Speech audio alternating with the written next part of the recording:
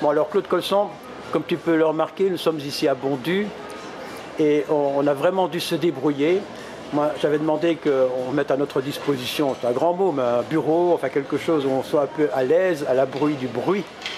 Et on nous a mis ici dans une sorte de théâtre de marionnettes. Il fait très froid. Je dois donc faire le guignol, si je comprends bien. Tu dois faire le guignol, mais ça, naturellement, je crois que tu peux le faire. Pas ça. de problème. Pas de problème.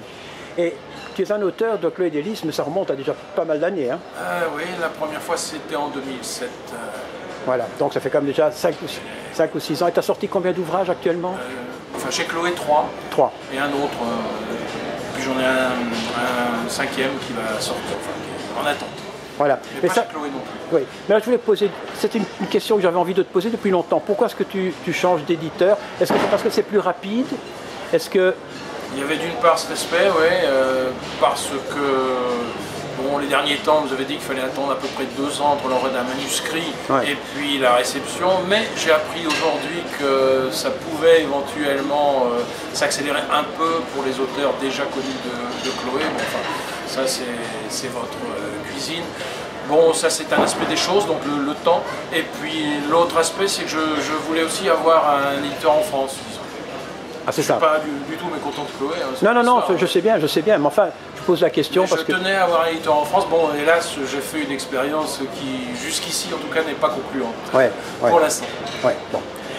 Moi, quand j'entends parler de toi, je retiens surtout le fait que tu es un écrivain, j'allais dire de l'amour, mais dans le bon sens du terme, de l'amour rêvé, l'amour romantique, l'amour émotif.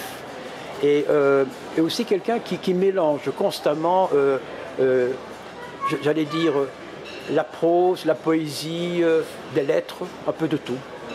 C'est ce que j'ai fait dans mes premiers ouvrages, en tout cas. Dans les 3 premiers qui sont parus chez Chloé, effectivement.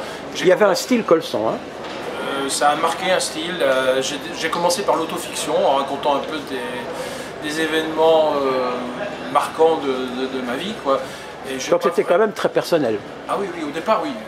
Donc maintenant non, maintenant j'écris de la fiction, je suis capable d'écrire des choses complètement différentes. Ah donc tu es sorti de l'écrivain qui devait absolument se raconter.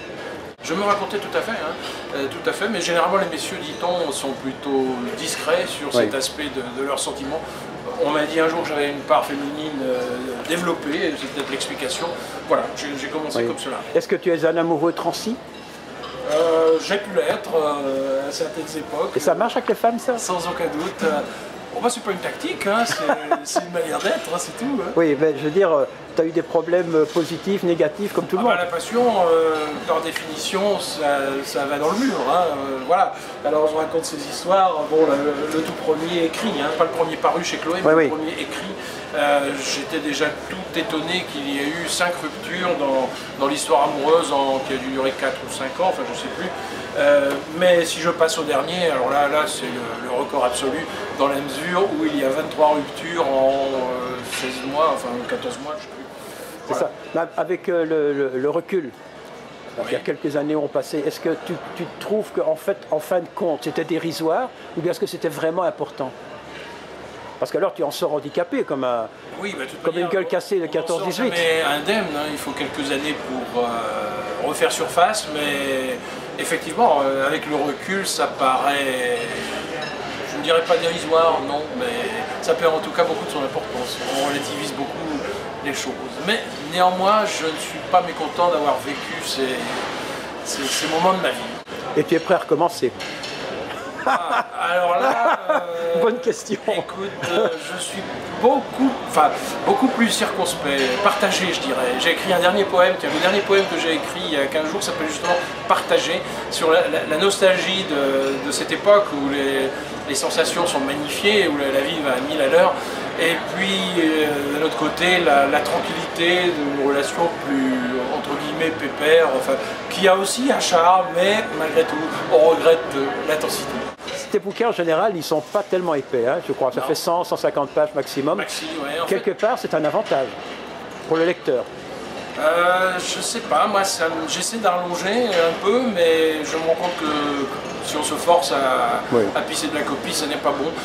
Je crois que cette prédilection pour le court vient de ma formation par la poésie. Comme j'ai commencé beaucoup par le poème, tu vois, j'adore le poème parce que pour moi, entre guillemets, c'est un travail de paresseux. Je veux dire, je torche un poème en, je sais pas moi, quand je cherche vraiment et que ça vient pas, il me faut un petit quart d'heure.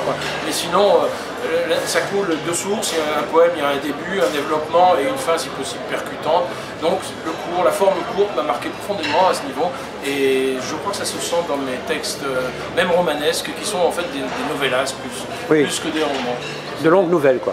Ouais, ça tourne ça peut aller de 100 à effectivement, même 150, je ne sais pas si j'ai atteint déjà ce nombre de pages. Tu es dans l'enseignement, je crois. À la retraite maintenant, oui. À la retraite, depuis combien de temps? Depuis peu. À la retraite, ça fait 2 ans et demi, quelque chose comme ça. Mais auparavant, tu étais directeur d'école, c'est ça? Non, j'ai été professeur d'allemand au lycée pendant 23-25 ans. Et ensuite, j'ai voulu varier mes expériences. Et donc, je me suis engagé dans le syndicalisme enseignant, où j'ai été détaché à plein temps pendant 19 ans, au niveau national. J'avais la nationale, dans le syndicalisme. Et l'écriture t'est venue alors après ou bien c'était déjà... Concomitamment à ce changement d'activité professionnelle, c'est-à-dire pour aller faire à Paris mon activité syndicale, j'ai été amené à reprendre le train, donc j'avais 1h30 de trajet, aller, 1h30 de retour, ce qui fait que dans un premier temps j'ai beaucoup lu, j'avais interrompu mes lectures depuis peut-être au moins 10 ans, je ne lisais plus avec les enfants en bas âge, etc. Et puis j'ai relu dans le train, donc essentiellement. Et à force de lire, j'ai eu envie de prendre la plume. Et donc d'innombrables de mes poésies sont ce que j'appelle moi des poèmes de train, même s'ils ne traitent pas du tout de train. Enfin, mais souvent on parle malgré tout... On peut parler de train, mais voilà, c'est la source physique, je dirais, de mon écriture. Et tu arrives à écrire avec des gens autour de toi qui montent, qui descendent? Complètement, j'arrive à m'abstraire dans mon monde. Au contraire, c'est peut-être comment dire, c'est une des sources d'inspiration. C'est inépuisable. Regarder les gens, les comportements. Et voir le paysage défiler. Oui, alors il y a les sensations de lumière. Comme la vie. La vie, les gens autour, c'est la vie.